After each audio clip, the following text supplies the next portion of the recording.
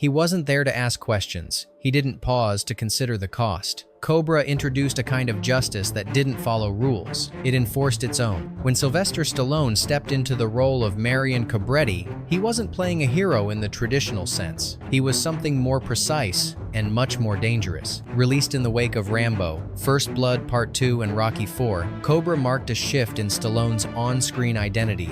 Gone were the underdog. In their place stood a man who didn't care about winning hearts, just about ending threats. But beneath the gunmetal surface and clipped dialogue, Cobra carried a different weight, one the final cut only hinted at. That's because what made it to theaters was not the full picture. The original version was longer, grimmer, and far less clear in its moral stand. Cobretti, in that version, didn't save people with stoic confidence. He drifted through the film like a shadow, cold, unfeeling, and increasingly unstable. The audience didn't cheer for him. They recoiled from him. After a disastrous test screening, the studio demanded changes.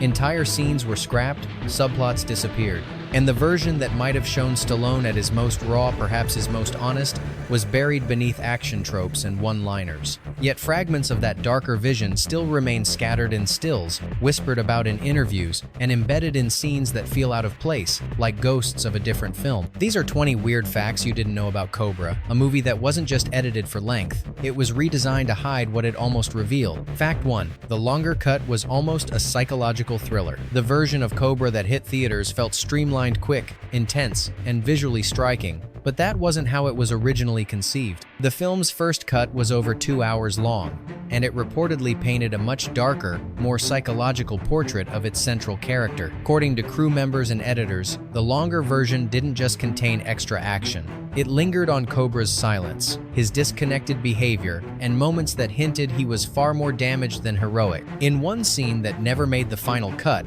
he reportedly wandered his apartment aimlessly, staring at his gun as if unsure what it was for or who it was meant to protect. The original cut wasn't about pacing, it was about atmosphere, a cold, methodical drift into urban nihilism. The line between protector and executioner blurred, and test audiences didn't know what to make of it. They didn't clap, they didn't cheer, they just sat in uncomfortable silence. That reaction terrified the studio. They ordered a major overhaul. Roughly 40 minutes were cut, and the edits weren't surgical. They were designed to reshape the very soul of the film. What remained was a tighter, more palatable version 1, where Cobra felt like a hero again, or at least a figure we could recognize. But if the stories are true, the original film didn't ask you to root for Cobra. It asked whether you'd be safe if he ever walked past you. And maybe that was the real problem. Fact 2.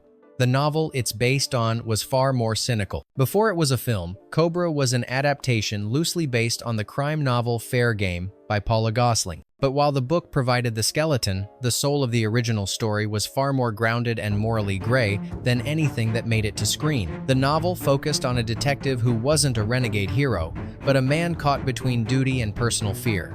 The violence was unsettling, not exhilarating. Stallone saw potential in that framework but didn't copy it directly. Instead, he pulled its mood, the isolation, the distrust, the idea that the good guys were only marginally better than the bad ones. Early drafts of the Cobra screenplay leaned hard into this tone. Scenes explored the emotional toll of a man who lived by violence and who had long since lost the ability to connect with others. But those elements were soon deemed too bleak by executives. Action replaced introspection. The cult took center stage, and the psychological nuance of the source material faded into the background. Ironically, a later film adaptation of Fair Game in 1995 stayed closer to the book and failed spectacularly.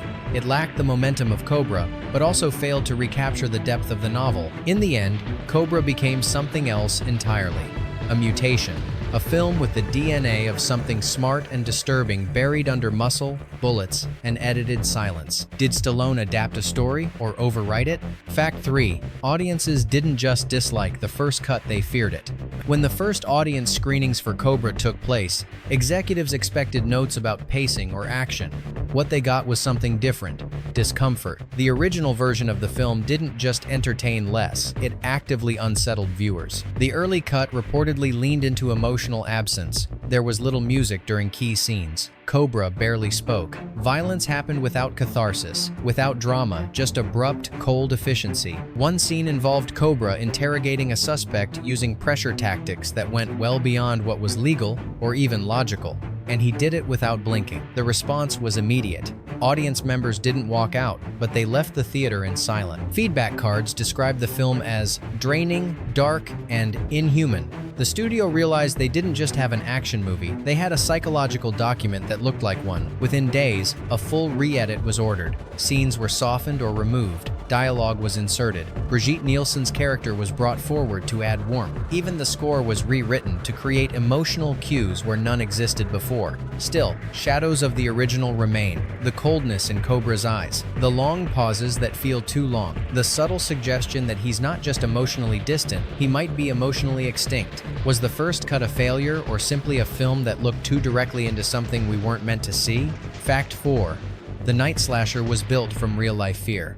There's something eerily familiar about the Night Slasher, not just in his dead eyes or brutal monologues, but in how uncomfortably real he feels. That's because he wasn't created in a vacuum. Behind the scenes, he was modeled on a real killer. The early cut reportedly leaned into emotional absence. There was little music during key scenes. Cobra barely spoke. Violence happened without catharsis, without drama, just abrupt, cold efficiency. One scene involved Cobra interrogating a suspect using pressure tactics that went well beyond what was legal or even logical. And he did it without blinking. From the physical look to the cadence of his threats, Brian Thompson's portrayal was influenced by courtroom footage, police interviews, and media coverage. The phrase, "I am the future," which the slasher repeats in the film, wasn't taken from Ramirez directly, but it mirrored statements he made during trial. Stallone reportedly wanted the villain to feel like a real threat, not a caricature, not a comic book monster, a human being stripped of empathy, with just enough logic to make him terrifying. Some crew members were uneasy. They felt the performance was too grounded, too believable. And after test screenings, several of the characters' speeches were cut, not for time, but because they hit too close to home. Was the Night Slasher a fictional antagonist or a cinematic mirror to the very real darkness already walking American streets? Fact 5. One audition changed the entire tone of the film. Brian Thompson wasn't the first choice to play the Night Slasher, but once he auditioned, the role became his not because he looked the part, but because he embodied something the film hadn't yet defined. His audition wasn't loud, it wasn't violent. He sat in front of the camera and spoke softly, delivering an improvised monologue about why weakness had to be removed from society. No shouting, no movement, just direct eye contact and a voice that made the room go silent. Stallone, watching from the corner, reportedly said one thing when the tape ended: "That's him." From there, Thompson became more than just a cast member. He became the compass for the film's tone. Cold, controlled, unpredictably. On set, he remained distant. He didn't engage in banter. He avoided rehearsals when possible. The crew began treating him like his character not out of fear, but out of instinct. His presence made people uneasy, even off camera. Originally, the script included more scenes with the Night Slasher monologues, rituals, and ideological rants. But when test audiences reacted with unexpected fascination instead of fear, those scenes were scaled back. The studio didn't want the villain to become too compelling. What Thompson brought to the role wasn't just menace. It was conviction, the kind that doesn't blink, doesn't breathe heavy, and never asks for sympathy. Was it performance or something more unnervingly authentic? Fact 6. Stallone cut himself out of the darkest moments. As the film's writer and lead, Stallone had near total control over Cobra. He could shape the narrative, the tone, and the image of his character. But when early screenings rattled audiences, it wasn't the studio that made the most drastic cuts. It was Stallone. He entered the editing room and began removing scenes that portrayed Cobra in ways he found troubling. These weren't explosive moments, they were quiet ones. Scenes that revealed cracks in the character's mental state. Shots of Cobra sitting alone, speaking to no one, barely blinking. Moments where his sense of morality came into question. One scene, reportedly among Stallone's most intense performances, involved Cobra letting a criminal go not out of mercy, but from fatigue. It was a moment that raised more questions than answers, and it was the first to go. Insiders say Stallone was uncomfortable with how far the character had drifted from his public image. After years of building up the noble warrior archetype, Cobra's emotional deadness felt too personal, too revealing. So he erased it. Not to improve the film's pacing, but to protect something deeper. The boundary between himself and the persona he had built for the screen. Was this an artistic decision or a calculated retreat from showing the audience who Stallone might really be? Fact 7. Extras on set may not have been actors at all. The warehouse scenes in Cobra, where members of the cult gather in unison to bang axes under flickering light, feel disturbingly authentic. But what if they were? According to multiple production sources, some of the people in those scenes may not have been hired actors. Casting for extras during those sequences was done quickly through a third-party agency, which reportedly advertised the roles as expressionless, intense, and available for night shoots. What the production got was a group of individuals who not only met those expectations, they surpassed them in ways no one anticipated. Some refused to break character. Others showed up with homemade props and symbols, insisting they brought their own tools of the doctrine. One assistant director noted that during a break, a few of them were seen standing in formation, chanting low phrases that didn't match any line in the script. The crew got uneasy. Complaints were raised. Eventually, a few of these extras were removed from set without explanation, but their presence captured in brief frames throughout the film remains. To this day, no one has publicly identified them. They never appeared in credits, and no one can confirm whether they were simply deeply committed method performers or something else entirely. Did the film's portrayal of cultic violence accidentally attract real believers? And if so, did Cobra end up filming something more real than anyone intended? Fact 8. A deleted ritual killing was deemed too close to reality. One of the most infamous deleted scenes from Cobra is rarely discussed, and for good reason. Shot during the early weeks of production, the scene involved a slow, ceremonial killing with a golden-handled pair of scissors, performed by the cult in full ritual formation. The victim was tied to a chair inside an abandoned warehouse. The setting was lit only by candles. The cult circled slowly, chanting a phrase about purification, before stabbing the man with precise, deliberate movements. No screams, no chaos, just ceremony. Crew members who witnessed the shoot described the atmosphere as chilling, not dramatic, ritualistic. Several members of the post-production team reportedly requested that the footage be reviewed by studio legal before inclusion in the film. Fact 8. A deleted ritual killing was deemed too close to reality. No production stills have ever been released. No frame of the footage has surfaced publicly. Some believe the negatives were destroyed. Others say they still exist, locked away in an archive. Warner Brothers doesn't talk about. Was this simply another over-the-top horror moment, or did it blur the line between cinema and something far older? Fact 9. Nielsen's role was a strategic move, not just casting. Brigitte Nielsen's presence in Cobra wasn't coincidental.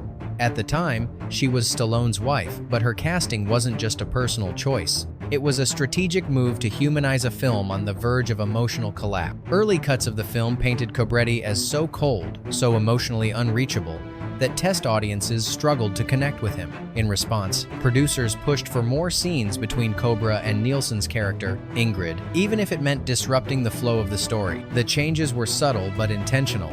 Light dialogue was added. Soft lighting was used during their scenes together. Romantic tension was amplified not because it served the narrative, but because it softened the brutality surrounding it. Ironically, behind the scenes, Stallone and Nielsen's relationship was deteriorating. Arguments were frequent. Tension leaked into takes, and in some moments, the forced closeness between their characters felt more like performance than connection, critics noticed. Some praised Nielsen's presence for bringing a needed contrast, others called it forced. But what's clear is that her role was never just about plot, it was about balance, about giving the audience something warm to hold on to while the rest of the film turned to steel. Was it a romantic subplot or a last-minute rescue mission for a protagonist on the edge of becoming inhuman? Fact 10. The supermarket scene was a horror film before the studio cut it. The supermarket standoff that opens Cobra feels like a punch to the face, sudden, brutal, and efficient. But in its original form, it played more like a horror film. The scene was nearly twice as long, and it wasn't designed for thrills. It was meant to disturb.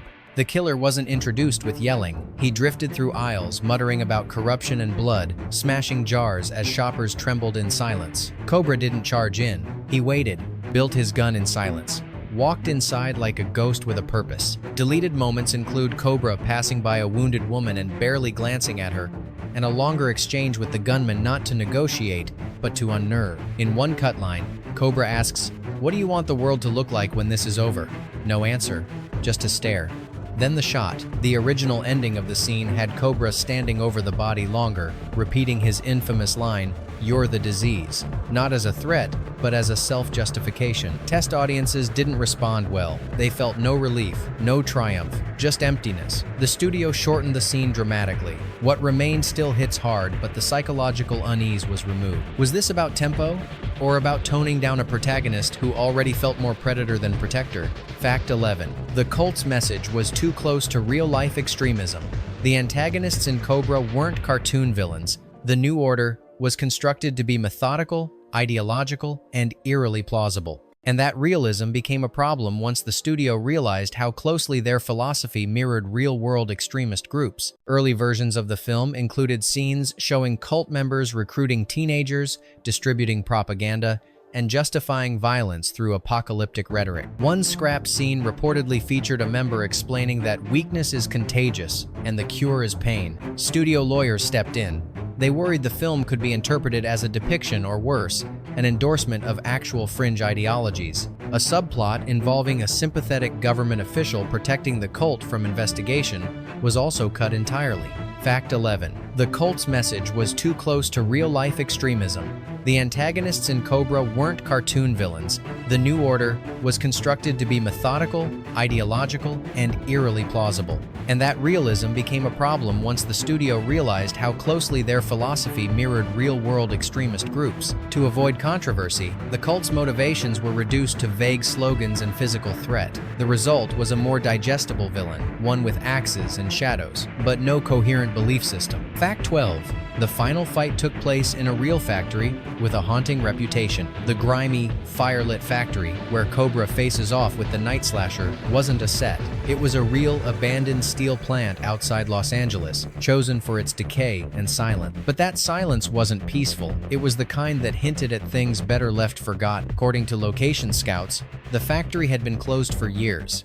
No one wanted to touch it. Inside, the floors were unstable, the air thick with dust, and the corners lined with rusted machinery and dark stains no one wanted to explain. During filming, crew members reported shortness of breath. Several developed rashes. A few flat out refused to enter certain wings of the building. The production brought in masks, but the atmosphere never lifted. Some swore the temperature dropped inexplicably during night shoots. After filming wrapped, a city inspection found high levels of asbestos, electrical hazards, and multiple structural failures. The site was condemned and later demolished. Today, a parking lot stands where the factory once loomed. Rumors persist that the building had a history, one involving workplace deaths, a rumored fire, and at least one unexplained fatal accident, none of it confirmed, all of it whispered. In the film, the factory feels like a descent into hell. Maybe that's because, for a short time, it actually was. Fact 13. The motorcycle chase was never in the original script. The fiery motorcycle chase that explodes onto the screen in Cobra's final act feels like the centerpiece of a big-budget action film. But it wasn't planned that way. In fact, that entire sequence was a last-minute decision, added only after early screenings left. Producers worried the film lacked traditional action beats. The original ending was smaller, tighter. Cobra cornered the Night Slasher in a factory corridor. The confrontation was meant to be slow, psychological rather than physical. But when test audiences found the pacing underwhelming, the studio demanded a more kinetic climax. What followed was a rush job. Stallone and his team wrote the chase in days. Locations were secured overnight. Stunt teams were brought in with barely enough time to prepare. The entire sequence was shot under high pressure and under high risk. One crash sent a stunt performer to the hospital. Another rig malfunctioned during a flame shot, nearly burning down part of the set. But deadlines loom. The footage was stitched together quickly, and the final result, while thrilling, didn't quite match the rest of the film's tone. The fiery motorcycle chase that explodes onto the screen in Cobra's final act feels like the centerpiece of a big-budget action film. But it wasn't planned that way. In fact, that entire sequence was a last-minute decision, added only after early screenings left. Producers worried the film lacked traditional action beats. What followed was a rush job. Stallone and his team wrote the chase in days. Locations were secured overnight. Stunt teams were brought in with barely enough time to prepare. The entire sequence was shot under high pressure and under high risk. Fact 14. Stallone became a ghost on set, and no one questioned it. Actors staying in character during shoots isn't new, but on the set of Cobra, Stallone's behavior went beyond preparation. For large portions of the production, he was described as completely silent, even between takes. Crew members said Stallone didn't engage in casual talk, avoided eye contact, and remained seated alone while lighting setups happened around him. Some thought it was method acting. Others called it detachment. But according to insiders, Stallone was trying something deliberate. He wanted to project Cobra's emotional absence in every scene, and the best way to do that was to become emotionally vacant himself. He reportedly skipped multiple rehearsals, refused to discuss character motivation, and even rewrote lines to remove emotional beats. Fact 14. Stallone became a ghost on set, and no one questioned it. The result is a performance that borders on blank, and it works. But behind it was a process that unnerved the people around him. A grip described it as like working next to a machine with human skin. Was it a commitment to craft or something closer to a man hiding behind the mask he created? Fact 15. A real-life murder case named Cobra as a psychological trigger. In 1987, Cobra was unexpectedly dragged into the public eye. Again, not through a sequel, but through a courtroom. A young man on trial for a brutal homicide claimed that watching Cobra had helped fuel the act. And this wasn't just mentioned, it was entered into official evidence. The defense argued that the film's portrayal of justice, cold, unrelenting, detached, resonated with their client's unstable mindset. They said he watched it repeatedly, memorized lines from the Night Slasher, and even sketched out scenes from the movie in his journal. Among the most chilling details was that police found the VHS paused at the moment when Cobra delivers his iconic line, "You're the disease, I'm the cure." Psychologists debated whether the influence was direct or symbolic. The prosecution called it deflection. The jury ultimately agreed, convicting the defendant, but the trial made headlines and so did Cobra. Warner Brothers declined to comment. Stallone never addressed it publicly. But sources say the studio became more cautious with home video marketing afterward, quietly shelving plans for a director's cut. Was this a case of art inspiring violence or a violent person finding exactly the character they needed to justify what they were already becoming?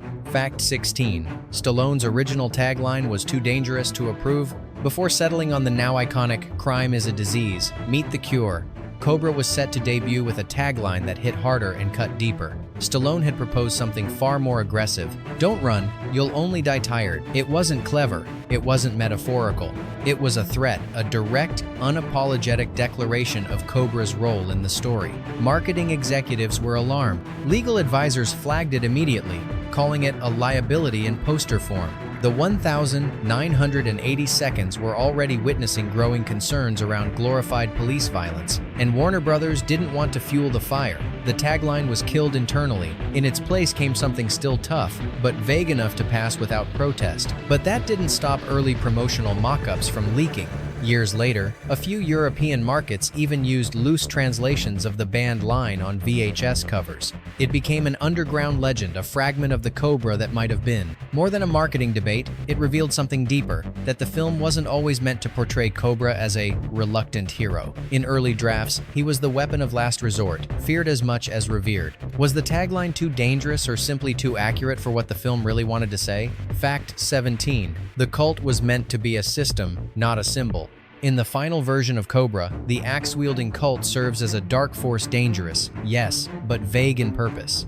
But in earlier versions of the script, the New Order was designed as something far more terrifying, a structured network with real-world parallels. Deleted scenes reportedly explored how the cult operated like a militant organization. There were training rituals, command hierarchies, and coded language. Members recruited disillusioned youth, preached ideology about social collapse, and trained in isolation. One removed subplot even revealed a city council member secretly supporting them, suggesting their reach extended far beyond back alleys and warehouses. Stallone had intended the cult to function not as nameless goons, but as an ideological machine, reflecting the kinds of extremist movements surfacing across the real world in the late 80 seconds. But that realism became a risk. Studio execs feared backlash. Comparisons to real domestic terror groups were inevitable. The solution? Strip the cult of its voice, cut their scenes, reduce them to masks, axes, and silhouettes. What remains is chilling in its own way. But something more grounded and more unnerving was left on the cutting room floor. Was it censorship? Or the studio realizing they had gotten too close to something real? Fact 18. Television broadcasts revealed a softer, hidden version of Cobra. When Cobra aired on network television, significant edits were made to comply with censorship guidelines. Violence was trimmed. Language was softened. But instead of simply cutting scenes, editors filled the gaps with footage that didn't exist in any other release. Among them were moments that shifted the tone of the film entirely. In one, Cobra sits in a diner, quietly observing a family eating together. No dialogue, just watching. In another, he confesses to Ingrid that he doesn't remember what normal feels like anymore. These scenes showed a man disconnected not by design but by damage. They weren't in the theatrical release, they weren't on VHS, and they've never been officially included in any Blu-ray or streaming edition. That's because they were alternate takes, reinserted solely for broadcast pacing, and never archived properly. One removed subplot even revealed a city council member secretly supporting them, suggesting their reach extended far beyond back alleys and warehouses. Stallone had intended the cult to function not as nameless goons, but as an ideological machine, reflecting the kinds of extremist movements surfacing across the real world in the late 80 seconds. They show a different Cobra, not the stoic killer, but the man underneath, fractured, lonely, and unsure if he even wants to keep doing what he's doing. Did censors, in trying to soften the film, accidentally reveal the truest version of the character? Fact 19. The original ending left Cobra alone and broken. The theatrical ending of Cobra wraps everything in a familiar bow. Villain defeated, love interest saved, hero riding into the horizon. But that wasn't how Stallone originally wanted the story to conclude. His first draft painted a very different picture, one without celebration and without resolution. In that version, Ingrid didn't survive the final battle. She was mortally wounded in the factory, bleeding out as Cobra fought to stop the Night Slasher. By the time he delivered the final blow, it was already too late. The closing scene showed Cobra in the desert, driving without destination, discarding his badge as he passed a burned-out police checkpoint. No dialogue, no music, just the quiet collapse of a man who realized he hadn't saved anyone, including himself. Fact 19. The original ending left Cobra alone and broken.